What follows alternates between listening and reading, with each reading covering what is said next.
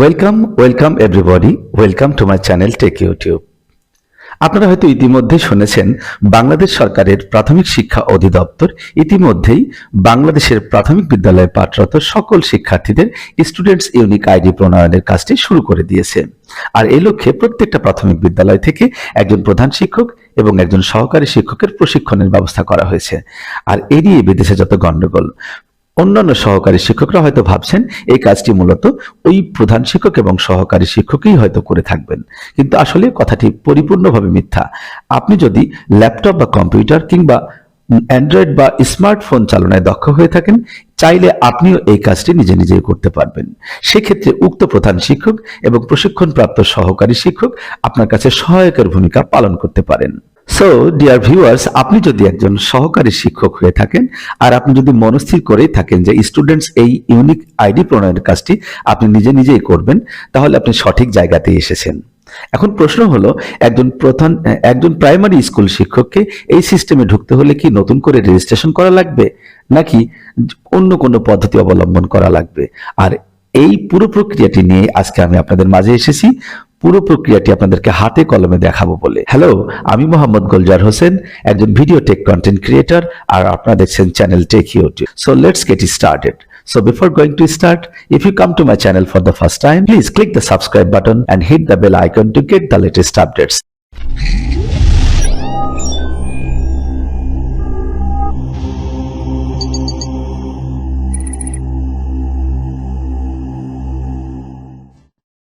আসসালামু আলাইকুম dear viewers, আশা করি সবাই ভালো আছেন। আজকে একটা গুরুত্বপূর্ণ টিউটোরিয়াল নিয়ে আপনাদের সামনে এসে হাজির হলাম। সেটা হচ্ছে সারা বাংলাদেশে প্রাথমিক বিদ্যালয়ের শিক্ষার্থীদের প্রোফাইল প্রণয়ন বা স্টুডেন্টস ইউনিক আইডি প্রণয়নের কাজ চলছে। আর এই স্টুডেন্টস ইউনিক আইডি প্রণয়নের এই বিশাল কর্মযজ্ঞটি কিভাবে সম্পাদন করবেন এ নিয়ে অনেক শিক্ষক দ্বিধাদ্বন্দ্বে ভুগছেন। তাদের নিয়েই আজকে আমার এই টিউটোরিয়াল।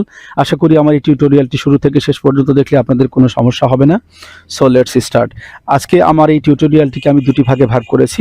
সেটা হচ্ছে আপনি মোবাইল বা হাতের স্মার্টফোনটি দিয়ে কিভাবে স্টুডেন্টস ইউনিক আইডি প্রণয়নের কাজটি করবেন, এবং একই সাথে আপনি যদি কম্পিউটারের এই কাজটি করতে চান তাহলে সেটা কিভাবে করবেন। তো প্রথমে আমরা দেখব মোবাইল থেকে এই কাজটিকে কিভাবে করা যায়। কেননা বাংলাদেশের প্রত্যেকটি শিক্ষকের হাতে কম্পিউটার না থাকলেও এখন হাতে হাতে প্রায় স্মার্টফোন বা অ্যান্ড্রয়েড স্মার্টফোনটি সবার হাতেই পৌঁছে গেছে। তো আমরা প্রথমে দেখব আজকে কিভাবে স্মার্টফোন দিয়ে আপনি স্টুডেন্টস প্রোফাইল বা স্টুডেন্টস ইউনিক আইডি প্রণয়নের কাজটি কিভাবে করবেন। তো স্টুডেন্টস ইউনিক আইডি প্রণয়নের কাজটি যদি আপনি মোবাইল দিয়ে করতে চান তাহলে আপনি দুইভাবে করতে পারবেন। প্রথমত আপনি গুগল ক্রোম ব্রাউজার ব্যবহার করে এটিকে করা যাবে, আর দ্বিতীয়ত আপনি চাইলে আপনি অ্যান্ড্রয়েড বা স্মার্টফোনে একটি অ্যাপ আছে আমাদের স্টুডেন্টস ইউনিক আইডি প্রোফাইল প্রণয়নের যে অ্যাপটি, সেই অ্যাপটি ব্যবহার করে আপনি করতে পারবেন। তো প্রথমে আমরা দেখব গুগল ক্রোম ব্রাউজারে প্রবেশ করে কিভাবে স্টুডেন্টস ইউনিক আইডি প্রণয়নের কাজটি করা যায়। So let's go. এজন্য আপনি আপনার মোবাইলের স্ক্রিনে গুগল ক্রোম ব্রাউজারটিকে টাচ করুন। দেখুন, আমি গুগল ক্রোম ব্রাউজারটিকে টাচ করলাম। দেখুন, গুগল ক্রোমতে টাচ করা হলে গুগল ক্রোমের সার্চ বক্সে গিয়ে লিখুন ডিপিই লেখার সঙ্গে সঙ্গে আপনি চলে আসবেন। দেখুন, সার্চ পেজের একেবারে প্রথম যে লিঙ্কটা www.dpe.government.bd, এই ওয়েবসাইটে চলে যান। দেখুন, আমরা প্রাথমিক শিক্ষা অধিদপ্তরের ওয়েবসাইটে এসে পৌঁছে গেছি। এখান থেকে সোয়াইপ করে নিচে চলে যান। নিচে গিয়ে দেখুন, এই যে ঘরে বসে শিখে এই যে বড় লোগোটির নিচে রয়েছে শিক্ষার্থীদের প্রোফাইল তৈরি। আপনি শিক্ষার্থীদের প্রোফাইল তৈরি এই লিঙ্কটিতে ক্লিক করলেই আপনি সঙ্গে সঙ্গে চলে যাবেন গণপ্রজাতন্ত্রী বাংলাদেশ সরকার প্রাথমিক ও গণশিক্ষা মন্ত্রণালয়ের প্রাথমিক শিক্ষা অধিদপ্তরের প্রাথমিক পর্যায়ের শিক্ষার্থীদের প্রণয়ন প্রকল্পের এই ওয়েবসাইটে। এখানে গিয়ে আপনাকে আপনার ইউজার আইডি এবং পাসওয়ার্ড দিয়ে এখানে প্রবেশ করতে হবে।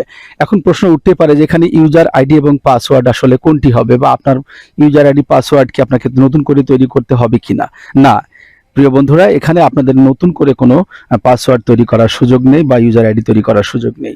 আপনার IPEMIS এ যে পাসওয়ার্ড এবং যে ইউজার আইডি এবং পাসওয়ার্ড দিয়ে আপনি প্রবেশ করতেন, সেটি এখানে সেভাবেই আপনাকে প্রবেশ করতে হবে। সো আমি আমার ইউজার আইডি এবং পাসওয়ার্ড অর্থাৎ IPEMIS এর যে ইউজার আইডি এবং পাসওয়ার্ড সেটি দিয়ে এখানে প্রবেশ করব। সো দেখুন, আমি আমার মোবাইল নম্বর যেটা আমি IPEMIS এ ব্যবহার করতাম এবং যে পাসওয়ার্ডটি আমি সেখানে প্রবেশ করতে ব্যবহার করতাম, সেই সেম ইউজার আইডি এবং পাসওয়ার্ডটি দিয়ে আমি এখানে লগ ইন করব।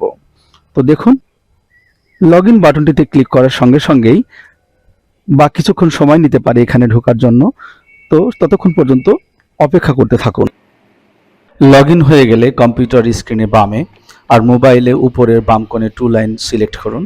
এরপর শিক্ষার্থী ম্যানেজমেন্ট অপশনে গিয়ে শিক্ষার্থী নিবন্ধনে গেলেই আপনি স্টুডেন্টস আইডি প্রণয়নের জন্য ডাটা ইনপুট করতে পারবেন। তো দেখুন, কম্পিউটার এবং মোবাইল দুই ডিভাইসে আমি একসঙ্গে লগ ইন করেছি, যাতে আপনারা আপনাদের পছন্দ মতো যে কোনো ডিভাইসে কাজটি করতে পারেন।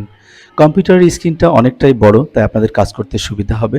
তাছাড়া অনেকগুলো অপশন এখানে আপনি এক পেজে পাবেন, আর কম্পিউটারে কিবোর্ডে লেখালেখির সুবিধা তো রয়েছেই। স্মার্টফোনই বা কম কিসের, আপনি চাইলে স্মার্টফোনেই কম্পিউটারের স্ক্রিন নিয়ে আসতে পারবেন। এই জন্য ক্রোম ব্রাউজারের উপরে ডান কোনায় টাচ করে নিচে গিয়ে ডেস্কটপ সাইট অপশনটি সিলেক্ট করুন।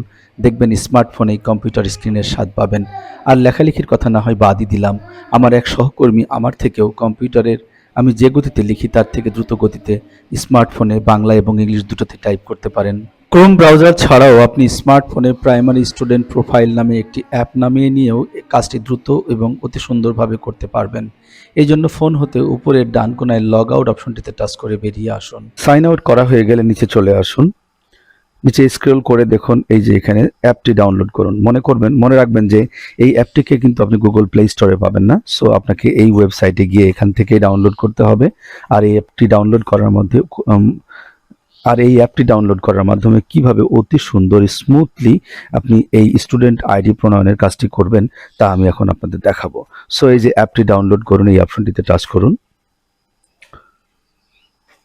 দেখুন, অ্যাপটি ডাউনলোডের প্রক্রিয়া শুরু হয়ে গিয়েছে।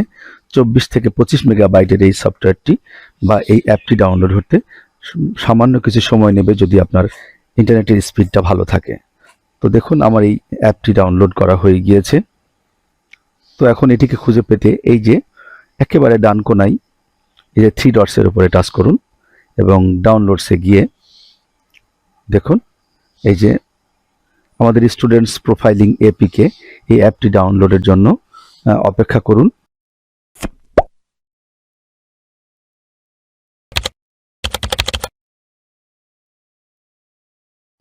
দেখুন, আমাদের কাঙ্ক্ষিত অ্যাপটি এখানে ডাউনলোড হয়ে গিয়েছে। এখন এই অ্যাপটিকে আমরা আমাদের স্মার্টফোনে ইনস্টল করে নিব। সো স্টুডেন্টস প্রোফাইলিং এপিকে এটার উপরে টাচ করলাম। টাচ করার সঙ্গে সঙ্গে দেখুন, এটা ইনস্টলের জন্য আমার কাছে অনুমতি চাইছে। সো ইনস্টল বাটনটিতে টাচ করে আমরা অতি দ্রুত এই অ্যাপটিকে ইনস্টল করে নিব। দেখুন, এই প্রাইমারি স্টুডেন্ট প্রোফাইল এই অ্যাপটি এখন আমাদের এই অ্যান্ড্রয়েড বা স্মার্টফোনে ইনস্টল হয়ে গিয়েছে। এখন আমি এখান থেকেও ওপেন করতে পারবো। সো আমি ওপেন করলাম। দেখুন কত সুন্দর স্মুথলি আমার এই অ্যাপটি স্মার্টফোনে রান করছে।